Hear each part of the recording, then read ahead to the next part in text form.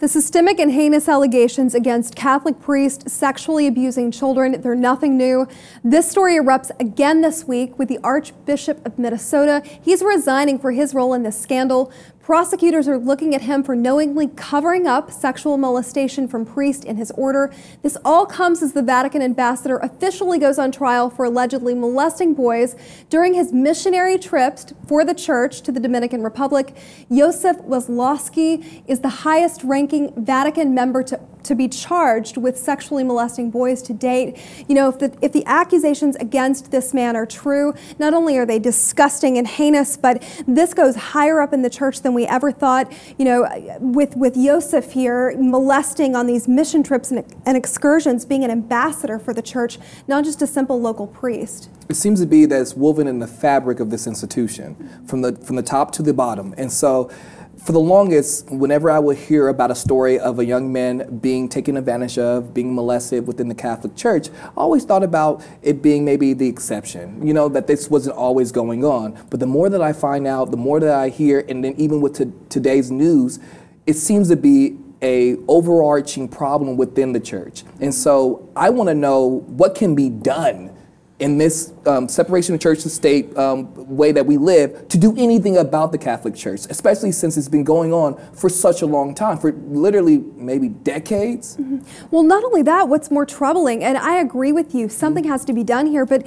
this problem, this cesspool of pedophilia, a lot of the hierarchy of the church itself knew that it was going on. They would shift and move priests around to avoid them from being caught. They would force victims that they knew had been molested by priests to take vows of silence, promising to never share what had been done to them.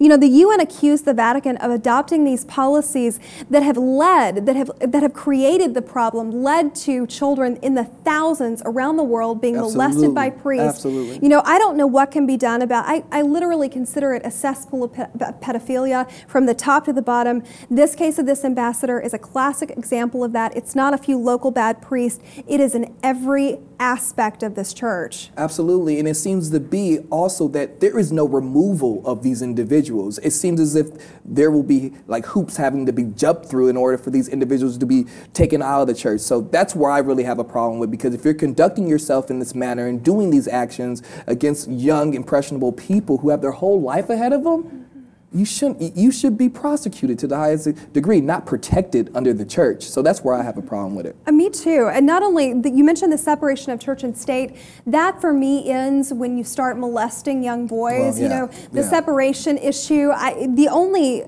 viable thing for me in looking at this case specifically, not the Vatican trying this ambassador, but federal prosecutors getting a hold of him. You know, the Vatican has a protective veil around it, and until that's pierced and law enforcement can actually come in and say, stop molesting these kids, you know, I don't know what else they can do. And that will be my question to you, like, what can they do? Like, literally, I mean, the Vatican veil is very thick. I mean, and it's really hard to penetrate. So I don't know what literally our federal officials can do in order to, you know, help this problem, but it would start with them. But I mean, you're going up against the Vatican? Exactly. Who goes up against the Vatican? It's time for their parishioners, you know, to take up that challenge and say, we're not giving you any more money until you stop molesting kids. You know, the Catholic Church, you know, very wealthy organization as a whole, structure around the world, collecting money from unsuspecting families. And until this issue is addressed, both parishioners and prosecutors, hopefully they'll be on high alert. We'd love to know what you think about this ambassador, the charges leveled against him for molesting boys on mission trips for the church, as well as the Minnesota case where the Archbishop steps down. Please log on, post your comments below. Let us know what you think about this story. While you're at it, subscribe to the LIP TV2.